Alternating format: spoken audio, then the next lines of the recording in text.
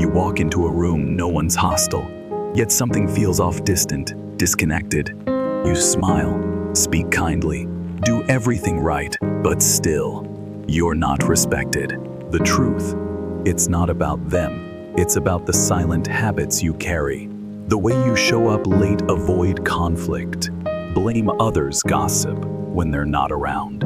These small choices speak louder than your words. They tell the world who you are without you realizing it. But here's the good news. Respect isn't something you chase, it's something you earn, moment by moment, by how you live. This isn't about pretending. It's about practicing discipline, clarity, integrity, presence. In this video, we'll break down the habits that quietly erode your credibility and how to rebuild it through timeless Stoic wisdom. Watch closely, because how you live in the smallest moments determines how the world responds to you. Are you unknowingly losing respect? Every time you complain, show up late, shift blame, or stay silent when you should speak up, you send a silent message. I'm not trustworthy, I'm not ready to be heard. The danger is you don't even realize it. And if you're not mindful, you'll continue living without ever understanding why people are slowly distancing themselves from you. Not because they dislike you, but because they no longer have a reason to trust. They may smile, nod, even chime in, but deep inside, a quiet question forms. If you talk about others like this, what will you say about me when I'm not around? The truth is, gossip isn't a sudden impulse, it's a habit built in silence. The easier it is for you to speak of others, the further you drift from mastering your own emotions instead of facing hurt, envy, or disappointment. You redirect it into talk about someone else. You find momentary relief, but pay the long-term price. Loss of trust, credibility, and deep relationships.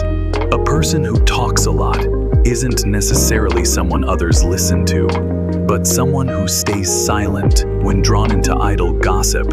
That's someone others instinctively trust. They feel it. Even when they're not around, you'll preserve their dignity. And that's the foundation of every meaningful connection. Seneca once wrote, "The road to greatness is rough. Gossip is the easy path, smooth, effortless, but leading nowhere meaningful. It may bring fleeting joy, but it drags you away from integrity, and without integrity, there can be no true respect from others or from yourself." If you feel the urge to speak about someone who isn't present, ask yourself, what need in me is this serving? Am I avoiding an emotion I haven't faced? Am I seeking agreement to mask an inner void? If the answer is yes, that's the moment to stop, choose silence, or shift the conversation towards something meaningful. Each time you do that, you're not just protecting someone else, you're building inner strength. You're rejecting weakness, disguised as words. You're choosing the harder path, the right one. Inner freedom doesn't begin with meditation or lofty philosophy. It begins in those moments when you choose silence, when you could have done the opposite, and when you master your tongue, you move one step closer to mastering your life.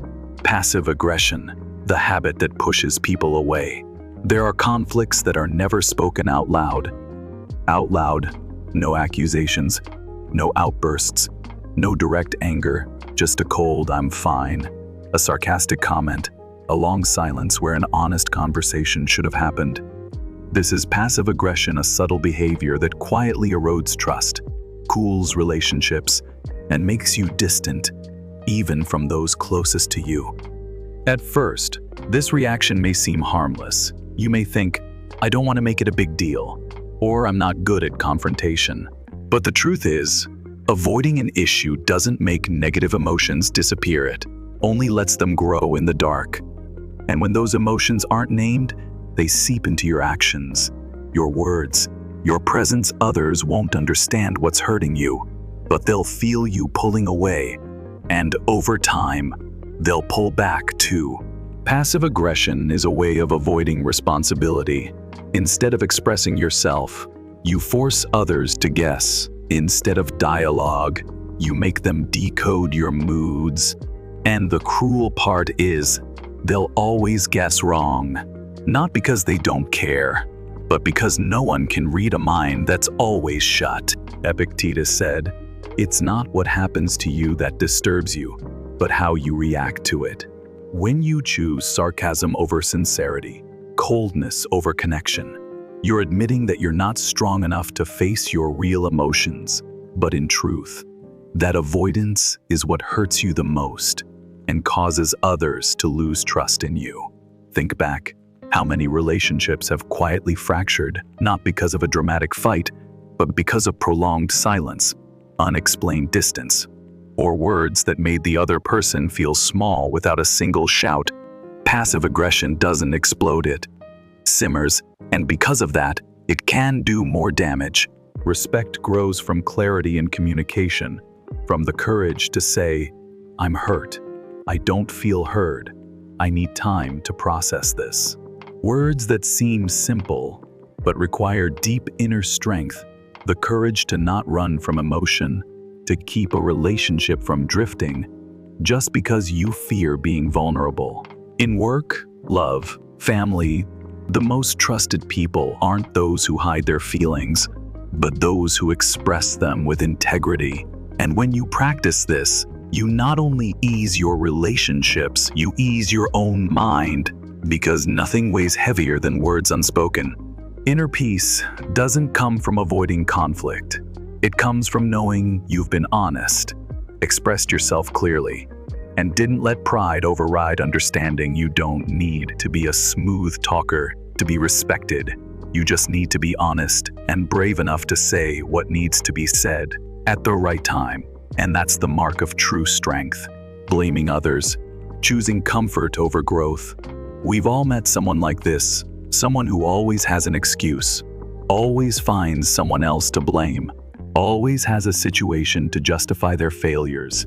It could be a colleague, a family member, or the version of yourself from yesterday.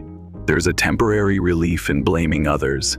It lets you avoid the uncomfortable truth that you played a part too. But the cost of that relief is steep, delayed growth, and the slow erosion of respect. You're late because of traffic, the project's behind because your team lacked discipline. You missed your goal because the client was unreasonable, the boss unfair, the timing off. These reasons may sound valid, but to others, especially those who value discipline and integrity, you're sending a clear message you don't even realize. I'm not in control of my life. Stoics understand that strength doesn't lie in controlling everything. It lies in how you respond to what you can't control.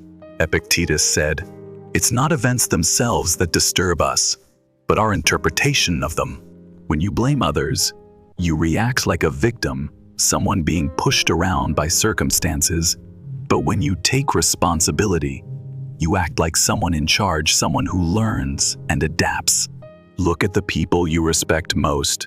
They're not the ones who've never failed. They're the ones who own their mistakes, learn from them, and move forward with clarity. They don't make excuses, they make progress. That's why people trust them, delegate to them, and want to follow their lead. Michael Jordan once said, "I've missed over 9,000 shots. I've lost almost 300 games. 26 times I was trusted to take the game-winning shot and missed. I failed over and over again in my life. And that is why I succeed." He didn't blame coaches, teammates, or luck. He owned his failures and used them as fuel. In a world where honesty and integrity are rare, owning your mistakes doesn't make you weak. It makes you credible. And credibility is a form of strength that no fame or fortune can buy. Ask yourself, when was the last time I blamed someone?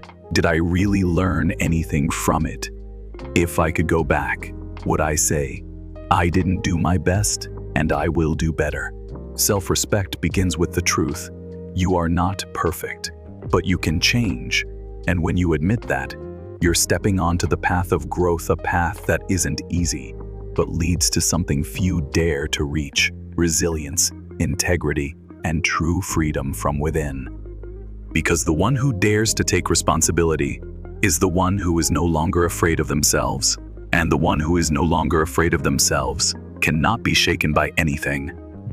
A sloppy appearance, how you silently declare you're not worth respecting. You don't need to say a word for people to judge you. The moment you walk into a room with greasy hair, wrinkled clothes, and a whiff of body odor, the message has already been sent, not through words, but through appearance. I don't care about myself.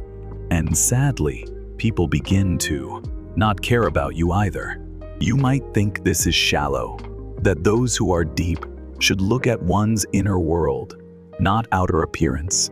And that's true, but only if you've proven that you respect yourself enough to ensure your outer presence doesn't betray the values you cultivate within. Neatness is not vanity.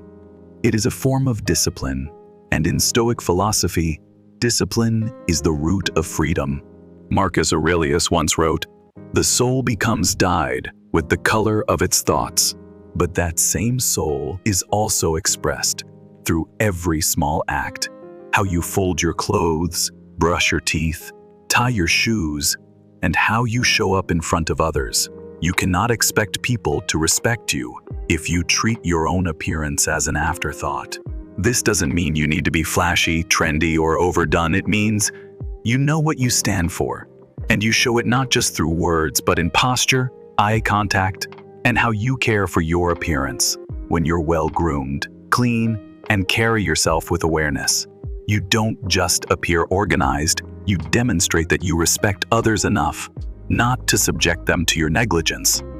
And in the modern world, where everyone is busy, competitive, and quick to judge, first impressions carry more weight than you realize. If someone has to see past your sloppiness to discover your true worth, they may never get there, not because they're shallow, but because there are too many others competing for their time and attention. Worse yet, external mess often reflects internal neglect. When you allow things to spiral into disorder, you may be unconsciously telling yourself, "I'm not good enough, I don't need to care." And when that belief takes root, it doesn't just blur your image in others' eyes, it eats away at your confidence, makes you hesitant in relationships, and causes you to shrink from growth opportunities. But here's the good news. You don't need wealth or beauty to make a strong impression, you just need care and self-respect, a simple, clean outfit, a tidy haircut, an alert gaze. These small things send a powerful message. I'm awake, I'm present, I am in control. Want to be respected? Start with how you treat yourself. When others look at you and see effort, discipline, and care, no explanation is needed. They'll already know you're someone who lives by principles, even in the smallest things. And respect begins there, not with words, but with how you walk out the door each morning. Chronic complaining, the sweet trap that makes you lose yourself complaining, is one of the hardest habits to break because it's sweet and comforting. Like a temporary painkiller when you complain, you feel seen, heard, understood. But like any painkiller misused, constant complaining doesn't heal. It creates dependency. Worse, it slowly poisons both your mind and those around you. You start your day with a sigh. It's raining again. On the way to work, you grumble about traffic and meetings. You complain about your boss, your colleagues, the deadline that no one understands or supports you. It all sounds normal. Who doesn't vent sometimes? But stop and ask yourself, why are you complaining? What are you trying to change? Or are you just trying to feel like you're not alone in your struggle? Marcus Aurelius once wrote, "You have power over your mind, not outside events." When you forget that, you begin to live as if the world is to blame for everything. And from there, you lose your grip on inner control because you wait for something out there to change first. Chronic complaining turns you into a passive observer. someone who stays outside the problem and points fingers. But respected people aren't the ones who find fault. They're the ones who find solutions. No one wants to be around someone who always sees the negative, who brings heavy energy, who darkens the room just by entering. Observe carefully.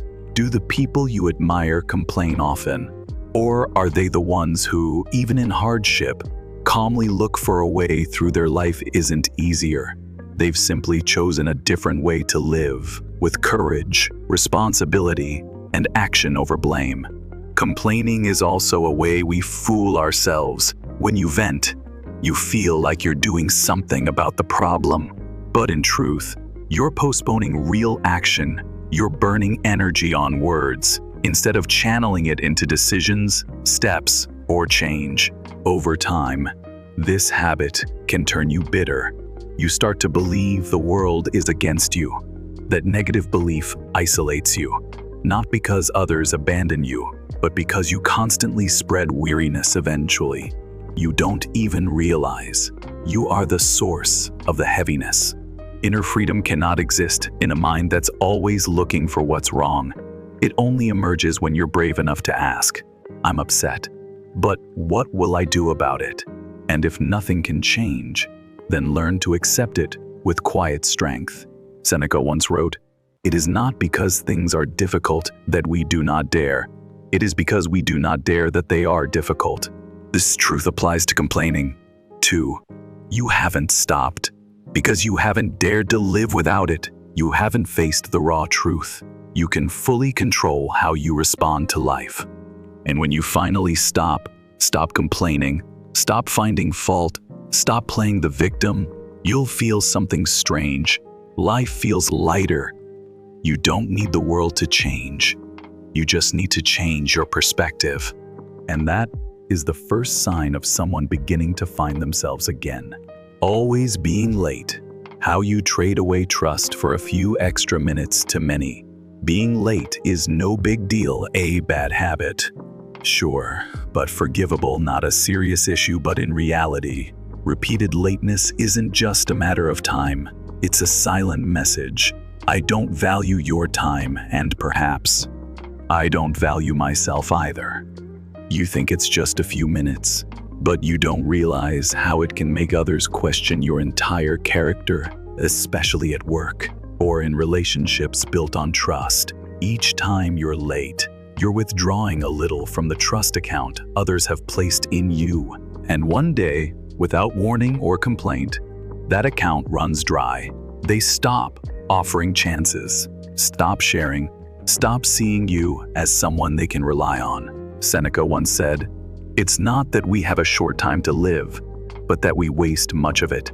Being late is a form of waste, not just of hours, but of respect, professionalism, and the character you're trying to build. A person with self-mastery never lets last-minute scrambling define their path. Be honest with yourself. Why are you late? It's not always because of traffic or emergencies. Most often, it's because you didn't prepare, didn't plan, didn't prioritize, and all of that is a matter of discipline, not circumstance. A Stoic knows punctuality isn't just etiquette, it's a sign of respect for others and for one's own values. They show up on time, not out of fear of complaint, but because they aim to live by principle. And that quiet consistency sends a clear message. I am here, I'm ready, I honor what I commit to. Think back to a time when you arrived on time and someone appreciated it. How did that feel? Not just momentary pride, but a sense that you were in control of your time, steering your schedule, not dragged around by delay. On the flip side, each time you're late, you enter flustered, guilty, rushed, even ashamed. You lose energy before anything even starts. People often say, if you want to know if someone can handle big things, look at how they handle small ones. Being on time is a small thing, but if you can't do that, how can anyone trust you with more? You don't need to be a genius, a great speaker, or try hard to impress. Just be on time. and you become someone worth respecting. And in a world where everyone is rushing, the one who controls time is truly free. Because managing your time isn't just a skill, it's the clearest sign of a disciplined mind, and that's how you build an unshakable image others can't ignore. Avoiding adversity. The more you run, the weaker you become. There's a truth we all know, yet constantly try to deny. Adversity is inseparable from life. Injustice, loss, pain, betrayal. They will come, sooner or later. But what separates an emotionally mature person from one who simply defends themselves is how they respond when hardship knocks. The most common response, avoidance. When conflict arises, silence. When pain hits, dive into work or distractions. When life spirals, pretend everything's fine. You don't fight, you don't resolve, you just run. But running doesn't erase adversity, it just pushes it inward, where it grows and slowly crowds out your peace. Repressed emotions don't disappear, they become anxiety, insomnia, irritability, and distance in relationships. And you don't understand why you always feel fragile, unsteady, vulnerable to even small things. The Stoic doesn't wish for an easy life. They don't wish to escape pain. Instead, they prepare themselves to face it. As a part of the journey, Marcus Aurelius wrote, "The obstacle is not the enemy of the path. It is the path." Adversity is not a dead end. It's where you are shaped to become stronger.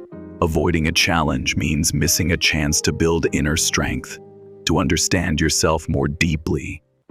You're telling yourself you're not strong enough, and repeat it enough, that becomes a toxic belief. But you can change that by turning around and facing what you fled. No drama needed, no need to win. Just stop running. Are you afraid of rejection? Dare to express what you truly want. Still hurt from old wounds? Sit down and write out your feelings. Don't bury them under busyness. Angry about unfair treatment? Act with integrity, instead of drowning in resentment. Every time you face something, even trembling, even imperfectly, you expand your capacity, and little by little, you grow resilient. Not because life is easier, but because you've trained yourself for it. Courage is not the absence of fear. It's moving forward despite fear. And that's what people see in you, sense in you. They don't respect you for never facing hardship. They respect how you stand firm within it. And deep inside, you begin to respect yourself more. No longer the one who hides, no longer the outsider, but someone truly alive, with a steady heart and a soul that knows. The more you walk through pain, the closer you come to inner freedom. Losing inner freedom when external emotions steer you. Have you ever felt that a careless comment could ruin your entire day? That a cold look could make you second-guess yourself? That a compliment could make you prideful? Or that a criticism could ignite your anger? If so, you're not alone. Most of us have experienced this, but if it happens frequently, it may mean you've handed over the keys to your inner world to the outside world. Inner freedom does not come from controlling others, but from not letting others control you. Sadly, many live like emotional puppets, pulled by others' responses, flattered by praise, enraged by criticism, lost without validation. It's an exhausting way to live, and deep down, you know you're no longer in control. Marcus Aurelius once wrote, "You have power over your mind, not outside events." This is the foundation of true freedom. You cannot stop people from judging you. You can't avoid every insult. You can't force life to go your way, but you can always choose how to respond. And that choice defines who you are. When you let others' emotions dictate your own, you are abandoning the peace you inherently have the right to protect. You become fragile, easily swayed, Disoriented, you stop living by principle and start living in reaction. Every external event becomes a wave, and instead of standing on solid ground, you are swept away. Imagine someone being insulted. That person could scream back, retaliate, drown in rage. But there is another choice: silence, not from weakness, but from knowing they don't need to respond to preserve their dignity. That moment is a powerful expression of inner freedom, when your actions are guided by principle, not reflex. The Stoics practiced this daily. They did not try to become emotionless. They accepted emotion, but didn't let it steer them wherever it pleased. They still got angry, sad, hurt, but they didn't let those emotions dictate their words or actions. And that's why they were unshakable, not because they felt nothing, but because they mastered themselves in all conditions. If you feel easily swayed by others, pause, ask yourself, is this reaction coming from my values or from my craving for approval? The moment you can answer that, you are taking back control. Inner freedom is not some distant state.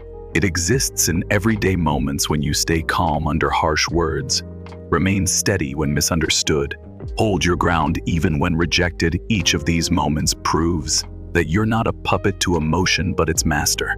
And that is when you truly begin to live with a mind no longer imprisoned by others, and a life no longer shaped by unconscious waves from the outside. Not living by your values. When you stay silent in the face of wrong, you abandon yourself. There are moments in life when no one forces you. No one threatens you, yet you still feel like you're betraying yourself. That's when you stay silent in the face of wrong. When you turn a blind eye to something that violates your conscience. When you fail to stand up for what's right, simply because you don't want to cause discomfort, offend anyone, or be judged. Compromise may sound like a wise choice, but when you compromise your values just to keep the peace, maintain a relationship, or preserve an image, that's not flexibility, that's silent self-destruction. You don't lose others, you lose yourself. The Stoics saw moral values as the foundation of a purposeful life. To them, someone who doesn't live by their values is someone who drifts uncertain, easily swayed by circumstances and public opinion. Seneca once wrote, "If you don't know which port you're sailing to, no wind is favorable." Your values are that port. They guide you through storms, help you act rightly when all else is unclear. But living by your values is not easy. It requires choosing the harder path, saying no when people expect you to agree, speaking the truth when someone wants comfort, defending someone even when there's nothing in it for you. In those moments, you may feel alone, but you won't feel hollow, because deep down, you'll know you've preserved the core of who you are. Conversely, every time you stay silent in the face of wrong, dismiss something because it's not your business, you're sending a silent message to your own mind. My values can be traded for momentary ease. Repeat that enough, and you'll start to feel uneasy when looking in the mirror, not because of your reflection, but because the eyes staring back no longer belong to someone you admire. Respect from others doesn't come from pleasing them. It comes from being principled, even when no one is watching. You may not be praised, you may be misunderstood, but in the quiet hearts of silent observers, and most importantly, in your own heart, respect begins to grow. Remember a time you chose what was right over what was easy. You may have felt afraid, but afterward came relief. A clear, steady sense that you didn't betray yourself. That feeling isn't dramatic, it's deep, solid, and it's the foundation of real confidence. Living by values isn't rigidity, it's direction. You won't always be right, but you'll always act from the right intent. And most importantly, you won't lie to yourself. Inner freedom cannot exist if you constantly compromise on what's moral and principled. Each time you hold to what is right, even in the smallest matters, you build a foundation that no one can shake. And from that foundation, true respect grows, not forced, not demanded. It comes as a worthy reward for those who dare to live rightly, even if that path is lonely, but never meaningless. Everyday behavior, small choices that shape great respect. There's a simple truth that few realize. Respect doesn't come from grand moments, it comes from the little things you do every day.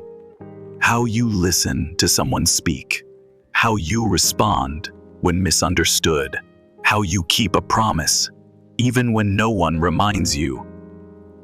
These seemingly trivial actions quietly shape how others see you and how you see yourself. We often think being respected requires doing something big, achieving great success, giving a powerful speech, saving someone heroically.